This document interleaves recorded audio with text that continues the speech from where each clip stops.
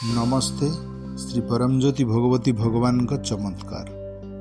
मु तमिलनाडुर तिरुनेलभेली गणेशन। मु तिरुनेलभेली LIC हाउसिंग फाइनान्स रे काम करुछि। मु गत 27 वर्ष धरी श्री परमज्योति भगवती भगवान का भक्त। मो जीवन रे एपरी एक समय आसीथिला जेतेबेले मासकु 5,000 टंका रोजगार करिबा मो पाई अत्यंत कष्टकर मन हेउथिला। जीवन एक निरंतर संघर्ष थिला एवं आर्थिक स्थिरता बहुत दूर रे थिबार मन हेउथिला। 1999 मसीहारे मु भगवत धर्म रे आसिली एवं सही समय ठारू मो जीवन धीरे धीरे परिवर्तन हेबाको आरंभ कला। परे मु जने LIC हाउसिंग फाइनान्स परामर्शदाता हेली। सेबेठारू मु मोर आर्थिक अवस्था रे स्पष्ट एवं सकारात्मक परिवर्तन लक्ष्य करिबा आरंभ कली।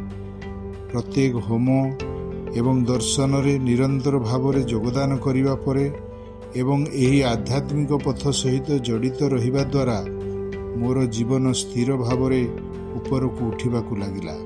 श्री परमज्योति भगवती भगवान को कृपारू आमे एक भल सामाजिक स्थिति हासिल कलु।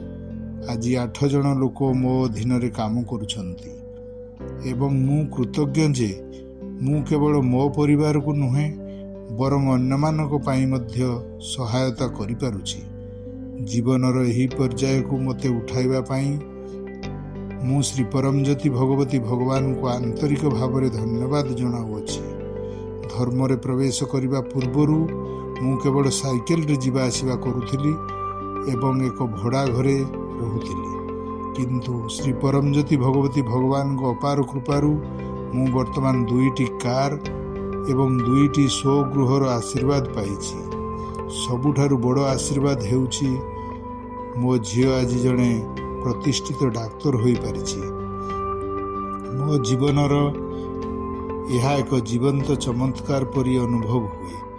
मो जीवन रे अनंत कृपा एवं दैविक अनुग्रह वर्षा करी संघर्ष को स्थिरता रे, संदेह को विश्वास रे एवं जीवन को कृपार एक ज्वलंत उदाहरण रे परिणत करिथिबारु मु श्री परमज्योति भगवती भगवान को मथानत करी असीम कृतज्ञता एवं कोटि कोटि धन्यवाद जणाउछि।